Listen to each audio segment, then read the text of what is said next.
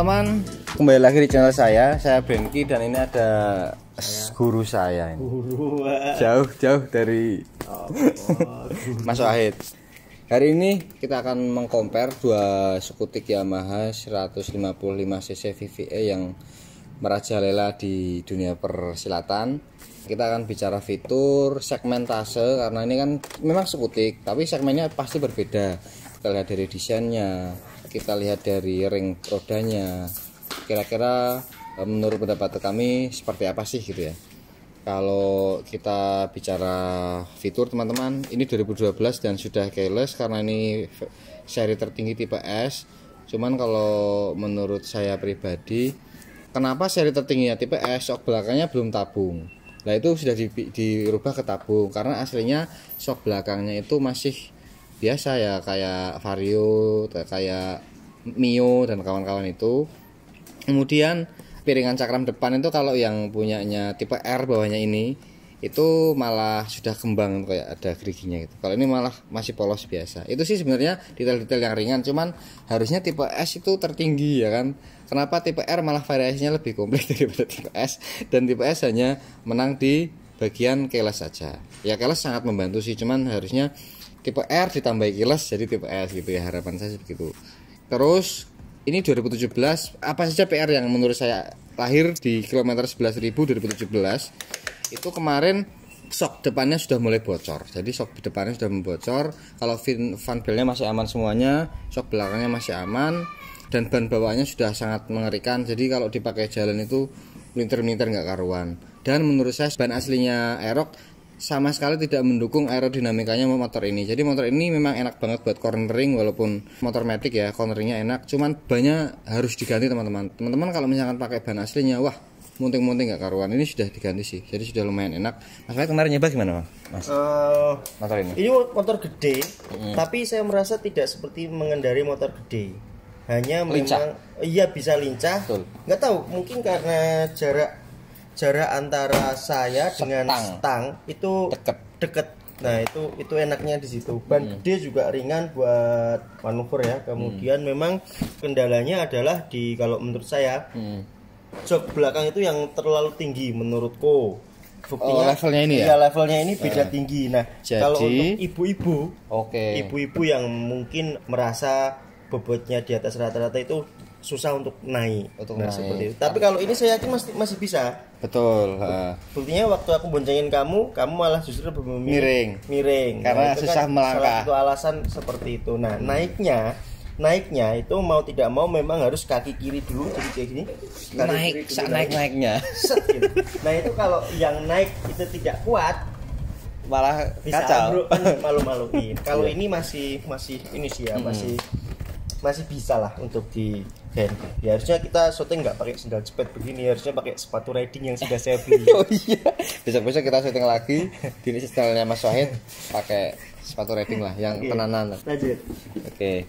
Segmentasinya mungkin beda ya Mas ya. Ini mungkin untuk ke arah yang benar-benar anak yang teenager ya. Teenager bukan muda lagi, tapi yang SMA itulah yang masih boncengan sama cici yang yang ini. Terus yang suka cicilan manuver, ini enak, memang lincah, tapi memang tidak ramah di badan. Kemarin saya ke Dieng, saya nyoba pakai ini juga, walah bang, nyesel. Ini ukuran dasar untuk roda itu kan harusnya 29 PSI, tak buat 23, itu masih gemberdek di badan tuh gitu. Tapi saya pernah naik NMAX juga, enak loh. Apa suspensinya beda? Walaupun suspensinya sama sih, tapi mungkin sudutnya bang. Ini sudutnya kan gini ya, jadi kayak ini sudutnya enak. Nah, itu kan ini enak. Ini nyaman sih.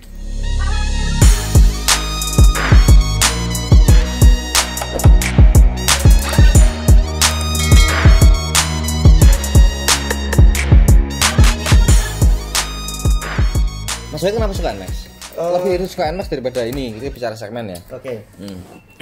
Nggak tahu kenapa, selain mungkin ukurannya lebih tidak terlalu terlihat besar, walaupun kalau segi naikan justru lebih enak ini.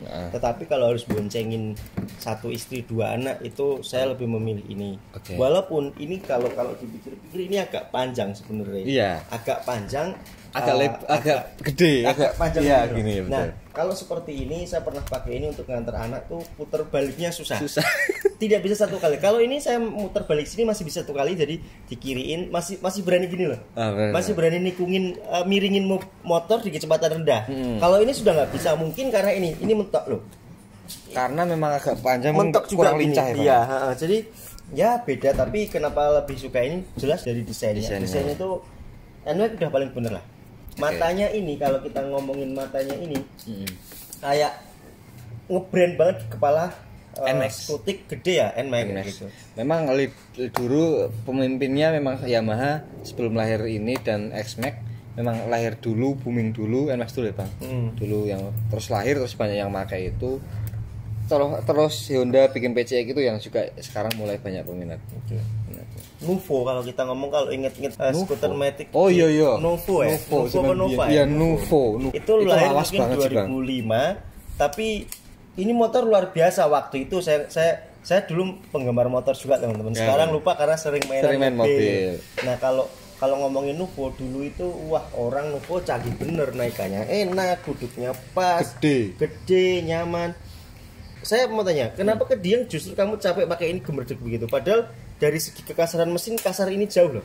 Mungkin karena sudutnya Bang. Jadi sudutnya ini kan kayak motor sport. Kalau kita bicara motor misalkan ya, ini kayak CRF agak tinggi gini. Nah, ini tuh mungkin kayak R15 yang gini loh, yang CBR gitu loh. Jadi posisi badan dorong ke setang. Lah di sana kemarin itu jalannya banyak yang kayak, jadi aspal patah-patah yang jeduk.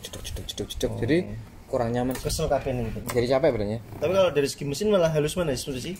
Coba ya. Coba ya. Kita harus buka sok. Mesin sih hampir sama Bang. Getarannya ini Pak, di stang Pak. Pak, ini halus Pak. Iya. Padahal ini lebih baru loh. Ini getar Pak. Nah ini kekurangan NMAX. Oh iya benar. Oh iya ya. Kekurangan NMAX yang menurut saya ngapain gitu loh. Saya nggak sedetail itu loh malah. Ini. Soal kenyamanan. Kamu sudah pakai ini jauh-jauh belum? Kemarin itu enggak, kemarin sudah berapa sih, setahun yang lalu tuh punya kakak itu muter dari Guci terus Brebes, jauh Bang. Jauh lah. Jauh. Nah, dan ini, enak. Getarannya ini dapat dari mana gitu loh? Getaran sebanyak ini, apakah mounting engine-nya atau apa? Mungkin ya. Padahal yo mesinnya sama. Persis 155 VVA.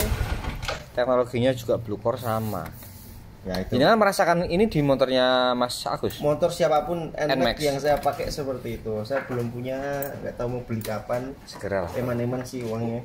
KLX aja Pak. KLX aja. Gitu. Oke. Jadi getarannya ini yang menyiksa menurutku. Tapi ganteng sih ganteng.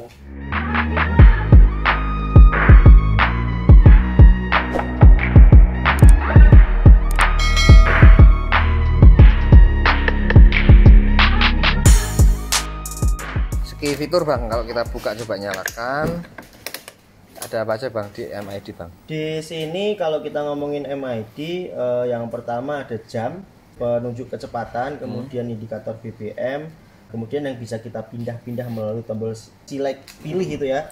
Ada trip 1, trip 2, trip saja, V-belt trip, kemudian ada average-nya 29 km per liter. Ya 29 km per liter. Kemudian odonya itu 1900 motor ini. Ya, seperti itu. Ini udah balik lagi ke trip. Kalau di sini ada jam, ada BBM, RPM, speed atau speedometer ya. Terus kecepatan, kilometer. Ini kalau diklik ada trip sama average 39 km per liter. KCE banget ya? KCE banyak ya. Ini apa karena ring rodanya barangkali ini ring 14 itu ring 13. Ini 29 ya? Terus ini baterai ya? 12.1 ini kurang tahu. Volt iya, baterai ya. Baterai. Sama ini ada MI di bawah, ini ada indikator ABS. Dim sama kontak, terus injeksi sama suhu sama auto ini. Berarti banyakan ini fiturnya. Ada fitur stop juga tuh. Coba langsung deh. Kalau ini udah berubah. Lah, ini enggak orinya. Udah ganti ya. Udah dapat udah begini. Enaknya mana? Enak ini apa ini? Apa sama? Apanya? Enggak, kalau ini masih ori loh. Kalau masih ori kayaknya klaksonnya sama. Sama persis. Persis sama persis. Oke. Sudah di handle saya cuma ada start sama lampu jarak jauh, lampu sign sama bel. Udah itu sama aja. persis. Kamu ada stop. Oh iya, ini ada stop. Ada stop. Ada Enak. stop. Sudah. Sudah begitu teman-teman. Mas Wahid. LED ya? Iya, ini LED juga. Enggak, keluarnya LED.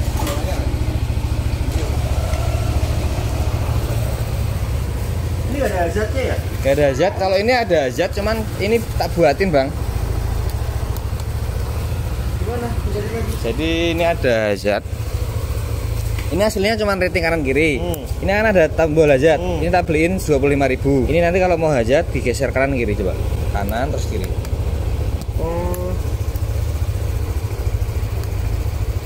Lanek meh rating? Rating kiri tok. Lanek barengan terus meh rating ngiri. Parah sama sih. Ini kamu beli apanya? Beli ininya di Tokopedia itu 25 apa ya ininya. Terus pasang dia mahal langsung PNP. Oh modul. Modul dia kayak gini tok. Berarti ini bisa dong? Itu bisa. Itu sebentar. Kita lihat dulu. Oh nggak bisa bang, ini langsung sama ininya. Oh iya. Berarti ini harus ini kalau ini kan terpisah bang ini ya. Berarti mungkin kalau ada NMAX yang pakai hazard itu pakai tombol, pakai tambahan saklar kali ya? Iya tambahan saklar atau memang yang baru sudah ada saklarnya saya kurang tahu. Cukup ya, ini kamu ada bagasinya. Ada bagasi ya benar. Ini bisa dibuka untuk membuka ini. Maafin ya. Untuk membuka fuel ini. Ya gini. Ini nggak bisa, ini harus pakai kunci. Ini harus pakai tangan ya. Aduh, lebih mahal tapi teknologi. Ini tahun sama nggak sih? Itu 2019 sepertinya.